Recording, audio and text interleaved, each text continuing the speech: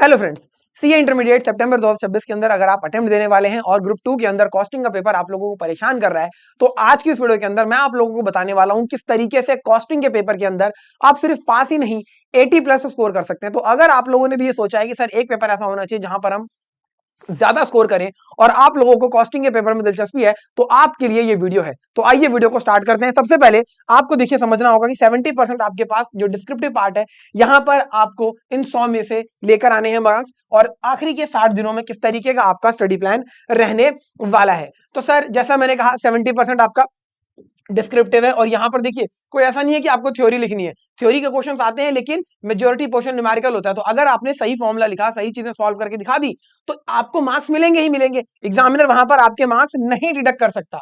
Sir 30% आपके पास MCQ है, उसके अंदर आपको अलग से तैयारी करनी पड़ेगी। ठीक है जी, कहां से करनी है? आईसीए की अगर आप 5 रिपीटेड पेपर्स देखें तो आपको समझ में आ जाएगा कि कौन से टॉपिक्स हैं जो बार बार पूछे जा रहे हैं। इसके साथ साथ फॉर्मूला देखिए, अगर आप ठीक तरीके से लिख रहे हैं, जैसे कि आपका प्रोसेस कॉस्टिंग में कौन सा फॉर्मूला लग रहा है, स्टैंडर्ड कॉस्टिंग में लग रहे हैं, मार्जिनल कॉस्टिंग में लग रहे हैं, तो आप आसानी से स्कोर कर सकते हैं। अगली चीज, आपको वर्किंग नोट्स जरूर बनाकर आने हैं, क्योंकि वर्किंग नोट आप अगर ठीक तरीके से बनाते हैं तो एग्जामिनर आपको फुल मार्क्स प्रोवाइड करता है। वर्किंग नोट ना बनाने की वजह से आपके बहुत सारे मार्क्स कई बार डिडक्ट हो जाते हैं, तो वो आपको चीज अवॉइड करनी है। अब आइए हम बात करते हैं कि हमारी आने वाले 80 प्लस मार्क्स के लिए अटेम्प्ट में किस तरीके की स्ट्रैटेजी रहनी चाहिए। 5 फेजेस के अंदर हम इस स्ट्रैटेजी को लेते हैं। सबसे पहली चीज, आपको अपने चैप्टर्स कौन से बहुत ज्यादा इंपॉर्टेंट है वो समझने होंगे, जो कि मैं आपको बताऊंगा। दूसरी चीज, आपका पढ़ाई करने का तरीका। सबसे पहले आप अपनी कंसेप्चुअल अंडरस्टैंडिंग को ठीक करेंगे स्टडी मटेरियल से, और आरटीपी एमटीपी एमटी जो इंस्टीट्यूट के पास्ट एग्जाम के क्वेश्चन है, यहां से आप क्वेश्चंस की प्रैक्टिस करेंगे। तीसरी चीज, सर आप यहाँ की अपनी जो प्रेजेंटेशन है, वर्किंग नोट्स बनाना, फॉर्मेट्स बनाना, इन चीजों को बहुत बेहतर तरीके से करेंगे। फाइनल आंसर जब आप दे रहे हैं उसको कैसे प्रेजेंट करना है, सारी बातें हम करेंगे।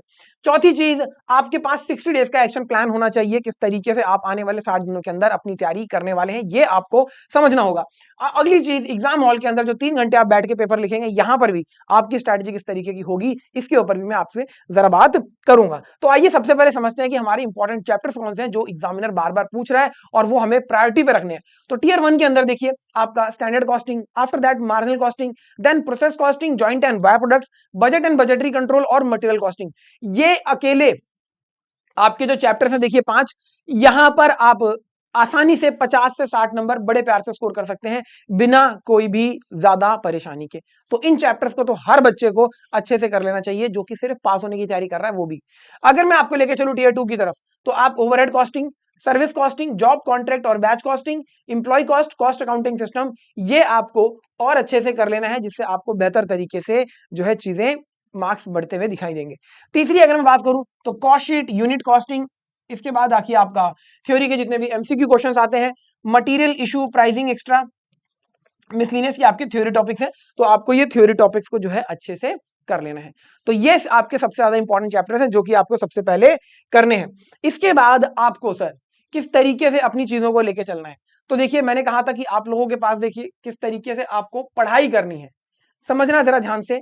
सर आपको पहले 18 दिनों के अंदर अपनी कंसेप्चुअल अंडरस्टैंडिंग को जो है स्ट्रॉन्ग करना है, क्योंकि अगर आपकी कॉन्सेप्ट स्ट्रॉन्ग नहीं है तो आप सॉल्व नहीं कर पाओगे। आपको पता ही नहीं है कि मटेरियल कॉस्टिंग में क्या आइडेंटिफाई करते हैं, कॉस्ट शीट क्या बताती है, स्टैंडर्ड कॉस्टिंग से क्या चीज हमें निकाल सकते हैं, मार्जिनल कॉस्टिंग हमें क्या समझाता है, क्या बताता है, क्या चीज हम वहां पर आइडेंटिफाई कर रहे हैं, उसको आपको समझना होगा।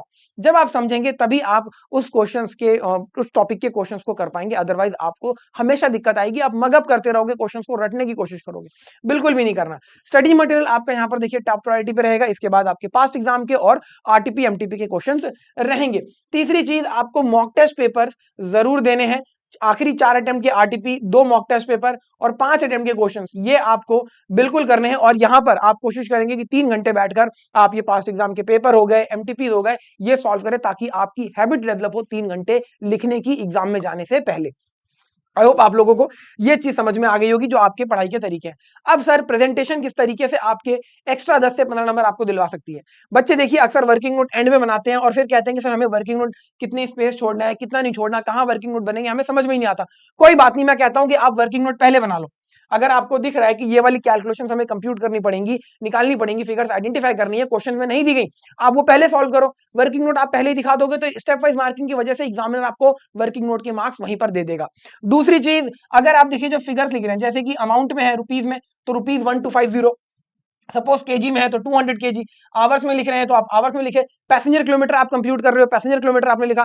ठीक है जी, इस तरीके से जो आपकी यूनिट्स हैं वो आप सही तरीके से बताएंगे, ये चीज प्रेजेंटेशन को इंप्रूव करती है। इसके बाद जब भी आप देखिए कोई स्टेटमेंट बनाते हैं, कोई फॉर्मेट के अंदर आपको से रखना है, जैसे कि स्टेटमेंट ऑफ इक्विवेलेंट प्रोडक्शन आप बना रहे हो, तो computation of statement of equivalent production of जो भी प्रोडक्ट है उसका नाम लिखा आपने। आप जो भी चीज कर रहे हैं उसकी हेडिंग जरूर दीजिए, इंप्रूव हो जाती है प्रेजेंटेशन। इसके साथ साथ अगर आपने कहीं अजम्पशन लिया है तो वो आप तुरंत ही सबसे पहले बता दीजिए, क्योंकि अजम्पशन लेने से देखिए एग्जामिनर को पता लग जाता है कि बच्चे ने ये अजम्पशन लेके अपना क्वेश्चन जो है वो सॉल्व किया है, तो आपको बेनिफिट ऑफ डाउट मिल सकता है अगर उस क्वेश्चन का कोई ऑल्टरनेटिव आंसर बन रहा होगा तो। इसके बाद अगली चीज, फाइनल आंसर आपको देखिए बॉक्स में रखना है या उसको अंडरलाइन करना है ताकि एग्जामिनर को ढूंढना ना पड़े। तो ये चीजें आप करेंगे। बच्चे अक्सर कैलकुलेशन में देखिए ये फिगर्स नहीं मेंशन करते हैं कि क्या यूनिट है क्या रेट है, सर हेडिंग्स नहीं देते हैं, अजम्पशंस नहीं लिखते हैं, फाइनल आंसर को वो देखिए बॉक्स में नहीं करते, अंडरलाइन नहीं करते। जैसे इंस्टीट्यूट में जब पेपर चेक होते हैं तो एग्जामिनर ढूंढने पड़ते हैं, वो चीजें एग्जामिनर को ढूंढनी पड़ती हैं, तो वो चीजें आपको नहीं करनी है।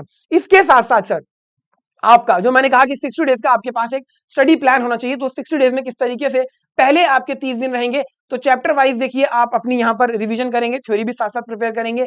इंस्टीट्यूट का जो मॉड्यूल है उसके अंदर के जितने भी क्वेश्चन इलस्ट्रेशन है सारे आपको सॉल्व करने हैं। इसके साथ साथ एक देखिए आपको पास्ट एग्जाम के अंदर जो क्वेश्चंस आए हैं उन चैप्टर्स के ऊपर वो सारे करने हैं, और आपको एक फॉर्मूला शीट बनानी है, मतलब कंसाइज में एक पेज में उस चैप्टर के अंदर जो भी फॉर्मूलेज आ रहे हैं, जो भी इंपॉर्टेंट चीजें आ रही हैं वो सारी वहां पर मेंशन करनी है। इससे क्या होगा, इससे सर जब आप एंड में रिवीजन करोगे तो आपको बहुत कम टाइम लगेगा। सर ये आपने 30 दिनों के अंदर करना है। इसके बाद 31 से 50 दिनों की अगर मैं बात करूं तो 4 अटेम्प्ट के आरटीपी, 2 अटेम्प्ट के आपके देखिए मॉक टेस्ट पेपर, या आप एग्जाम कंडीशन में बैठकर घर पे लिखेंगे। इसके साथ साथ जो भी आपने इनमें गलतियां करी हैं उन गलतियों को आप नोट करेंगे ताकि वो गलतियां आपसे दोबारा ना हो, और आप देखिए कोशिश करेंगे जो आपके वीक टॉपिक्स हैं जहां पर आपको दिक्कत आ रही है उन्हें आप हर 2 से 3 दिन के बाद रिवाइज करें। जब आप मल्टीपल रिविजन देंगे तो वो टॉपिक आपको आसान होते हुए दिखाई देंगे। 51 से लेके 58 आखिरी के जो ये 8 दिन होंगे इसमें किस तरीके से तैयारी करनी है सर, 5 अटेम्प्ट के फुल 3 आवर्स की मॉक टेस्ट पेपर आप कोशिश करेंगे कि उनके क्वेश्चंस की प्रैक्टिस करें, उनको लिखें 3-3 घंटे बैठकर। ठीक है जी, हर संडे आपको देखिए अपना टेस्ट जरूर देना है, वीक में 1 से 2 टेस्ट आपको जरूर देने हैं। कौन से दिन देने हैं वो आप अपने ऊपर डिसाइड कर सकते हैं। ठीक है जी, सजेस्टेड आंसर के साथ उन्हें कंपेयर कीजिए, अपनी प्रेजेंटेशन में क्या कमी हो रही है सजेस्टेड आंसर से देखकर उसको ठीक कीजिए। जो मैंने कहा कि फॉर्मुला शीट आपको बनानी है उससे आप रिविजन करेंगे। जो आपके नोट्स बुक आपने बनाई थी जिसमें आपने लिखा था कि मिस्टेक हो रही है वो आप देखेंगे ताकि मिस्टेक वो रिपीट ना हो, और कोई नया क्वेश्चन आप आखिरी के देखिए 8-10 दिनों के अंदर नहीं करेंगे, क्योंकि इससे नया क्वेश्चन या नया कॉन्सेप्ट जो आप करते हैं तो वहां पर आपका कॉन्फिडेंस जो है वो लूज करता है, तो वो चीजें आपको बिल्कुल भी नहीं करनी है। अब सर आपके पास जो 3 घंटे का टाइम आता है एग्जाम के अंदर, इस 3 घंटे को कैसे यूटिलाइज करना है, तो पहले 15 मिनट जो आपको रीडिंग टाइम मिलते हैं इसके अंदर आपको ये चीज स्कैन कर लेनी है कि कौन से क्वेश्चन हम पहले करेंगे, किस सीक्वेंस में करेंगे। हर एक क्वेश्चन आप एक नए पेज से करोगे, क्वेश्चन का नया पार्ट है वो भी आप नए पेज से स्टार्ट करोगे। जो भी आपके सबसे इजी क्वेश्चन आपको लग रहे हैं पेपर के अंदर आप पहले आधे घंटे में उनको करेंगे। इसके बाद अगले 1 घंटे के अंदर जो आपको क्वेश्चन एवरेज लग रहा है कि मीडियम है कि सर ये क्वेश्चन हो जाएंगे लेकिन बहुत ज्यादा इजी नहीं है, वो क्वेश्चंस आपको करने हैं। इसके बाद देखिए अगले आधे घंटे में जो भी आपको टफ क्वेश्चंस लग रहे हैं वो आपको सारे के सारे करने हैं, और आखिरी के 10 से 15 मिनट आप अपना बचा के रखेंगे ताकि आप उसके अंदर जो गलतियां हुई हैं, आपको लग रहा है कि क्वेश्चन मिस हो गया था, पूरा नहीं हुआ, क्योंकि हर एक क्वेश्चन को आपको स्पेसिफिक टाइम के अंदर कंप्लीट करना है, उस टाइम में नहीं हुआ तो अगले क्वेश्चन पे चले जाएंगे, जैसे कि 25 मिनट के अंदर आपको खत्म करना है। नहीं खत्म कर पाए कोई बात नहीं, अगले क्वेश्चन पे स्विच कर जाना। तो आखिरी के जो आपके 10 से 15 मिनट बचेंगे इसमें आप देखोगे कि कोई क्वेश्चन ऐसा तो नहीं है जो मैंने मिस कर दिया, कोई मैंने चीज मिस कर दी, आंसर मैंने प्रॉपर्ली देखिए अंडरलाइन नहीं करा, बॉक्स में नहीं करा, इस तरीके की चीजें आप ठीक कर लेंगे ताकि आप देखिए एग्जाम के अंदर जो आपकी परफॉर्मेंस है वो और अच्छी हो सके। तो इस तरीके से आपके 3 घंटे का पूरा प्लान रहने वाला है। अब कुछ चीजें देखिए, कुछ चैप्टर जैसे मैं आपको एग्जांपल के तौर पे बता रहा हूं, इसके अंदर कौन सी इंपॉर्टेंट चीज है, जैसे कि प्रोसेस कॉस्टिंग की मैं बात करूं तो यहां पर जो आप इक्विवेलेंट यूनिट्स बनाते हैं है ना, वो बहुत ज्यादा इंपॉर्टेंट है। उसको एबनॉर्मल लॉस, एबनॉर्मल गेन की कैलकुलेशन ये आपको अच्छे तरीके से करनी है। अगर मैं स्टैंडर्ड कॉस्टिंग की बात करूं तो आपको पता है कि यहां पर सर हमें फॉर्मुलेस ठीक से याद होने चाहिए ताकि हम आसानी से एडवर्स है कि फेवरेबल है ये आइडेंटिफाई कर सके। कई बार बच्चे फिगर्स तो सही निकालते हैं लेकिन एडवर्स और फेवरेबल है ये ठीक से नहीं बताते, जिससे मार्क्स लूज हो जाते हैं, तो ये चीज आपको ध्यान रखनी है। मार्जिनल कॉस्टिंग की मैं बात करूं तो यहां पर देखिए आपको डिसीजन मेकिंग करनी होती है, बताना होता है कि सर इस मेथड से हम जब काम करेंगे तो यहाँ पर हमें फायदा होगा या नहीं। तो डिसीजन मेकिंग आपको सही तरीके से करनी है, वो आप जो लिखेंगे, जो थ्योरी के एंड में आपको डिसीजन देना होता है वो आपको सही देना है। बजट वाला जो आपका चैप्टर है, इसके अंदर फ्लेक्सिबल बजट बनाना है, कैश बजट बनाना है, ये हर बार अटेम्प्ट में आता है, तो इसको आपको थोड़ा सा अच्छे से करना है। इसी तरह ज्वाइंट प्रोडक्ट बाय प्रोडक्ट में आपका एनआरवी मेथड और फिजिकल यूनिट मेथड बहुत ज्यादा इंपॉर्टेंट है, यहाँ से चीजें बार बार पूछी जाती है, तो इसको आपको इंपॉर्टेंट मार्क करना है। सर्विस कॉस्टिंग के अंदर ट्रांसपोर्टेशन फैसिलिटी, जैसे कि पैसेंजर ट्रांसपोर्टेशन के केस में आपको पूछा गया कि सर बताइए यहाँ पर क्या कॉस्ट आने वाली है, तो पैसेंजर किलोमीटर निकाल के आप कॉस्ट के साथ डिवाइड करके निकालते हैं, ठीक है ना। हॉस्पिटल के इसमें पर बेड कॉस्ट किस तरीके से निकालेंगे।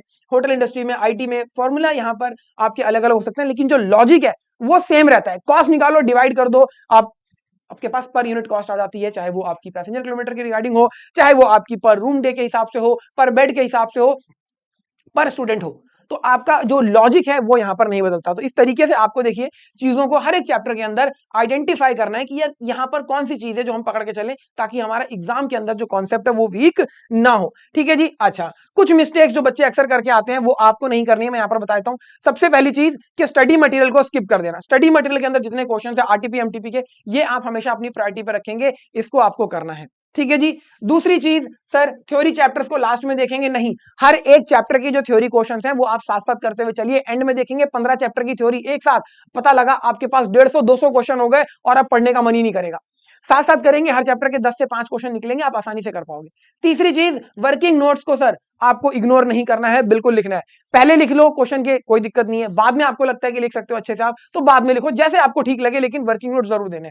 चौथी चीज की मैं बात करूं, सर आपको लगता है कि सर हमारे जो हमने फिगर्स कंप्यूट करी है वो अधिक पॉइंट में आ रही है, तो वहां पर आपको दिक्कत हो रही है, तो कोई बात नहीं, आप इस पर घबराइए मत। अगर पॉइंट की वजह से आपके आंसर में थोड़ा बहुत डिफरेंस आ भी रहा है तो आपको डरने की जरूरत नहीं है, आपको मार्क्स मिलेंगे, ठीक है जी, अगर आपने सही तरीके से सॉल्व करा है। तो हर कैलकुलेशन के ऊपर आपको लगता है कि सर मुझे यहाँ पर पॉइंट की वजह से दिक्कत आ जाएगी, जैसे कि आपकी मटेरियल कॉस्टिंग में हो जाता है कई बार नंबर ऑफ ऑर्डर्स की वजह से, तो वहां पर आप बहुत ज्यादा घबराइए मत। अगली चीज कि सर पास्ट के पेपर जो है उन्हें हम बिना सॉल्व किए चले जाएं, तो ऐसा नहीं है। पास्ट के पेपर आपको जरूर सॉल्व करने हैं, ताकि आप आसानी से देखिए अपनी चीजों को कर सके, आपको पता हो कि कहां से चीजें रिपीट हो रही है, किस तरीके से हो रही है। अब सर एक चीज जो यहाँ पर बहुत ज्यादा इंपॉर्टेंट है, जैसा मैंने कहा कि फॉर्मूला आपको बनानी है, फॉर्मूला की शीट, तो आप किस तरीके से बना सकते हैं, जैसे कि मटेरियल कॉस्टिंग में ईओक्यू का फॉर्मूला आपने लिख लिया, लेबर टर्नओवर आपने लिख लिया लेबर कॉस्टिंग के अंदर, ओवरहेड एब्जॉर्प्शन रेट आपने बता दिया, Busted overhead, Busted base time, चाहे वो आवर हो, यूनिट हो या कॉस्ट के बेसिस पर हो, मार्जिनल कॉस्टिंग में कंट्रीब्यूशन कैसे निकाला जाता है, पीवी रेशियो कैसे निकालते हैं, कंट्रीब्यूशन अपॉन में सेल।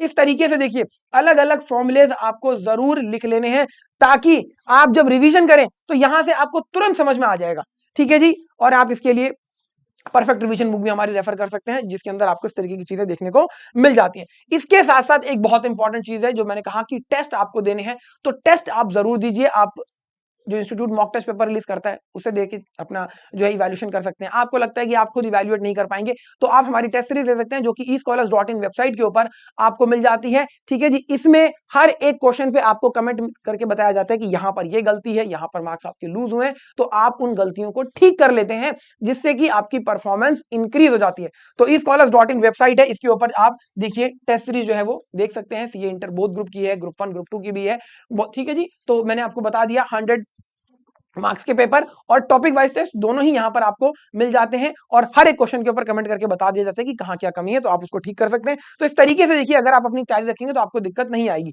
इसके साथ साथ जैसा मैंने कहा कि सर आपका जो रोड मैप अभी तक मैंने पूरा बताया है, सबसे पहले आपको जो टियर 1 के चैप्टर बताए सबसे पहले करने हैं। इसके साथ साथ आरटीपी एमटीपी के क्वेश्चंस, प्रेजेंटेशन आपको इंप्रूव करनी है, 60 डे में किस तरीके से पढ़ाई करनी है, और एग्जाम हॉल के अंदर जो 3 घंटे आप बैठ के लिखोगे वो आपको किस तरीके से करना है। कंसाइज में यहाँ पर सारी बातें बता दी गई हैं। अगर आप इस स्ट्रैटेजी को फॉलो करते हैं तो आसानी से आप कॉस्टिंग के पेपर के अंदर एग्जामिशन ही नहीं 80+ मार्क्स लेकर आ सकते हैं। तो मैं मिलूंगा आप लोगों से नेक्स्ट वीडियो के अंदर, तब तक के लिए थैंक यू सो मच।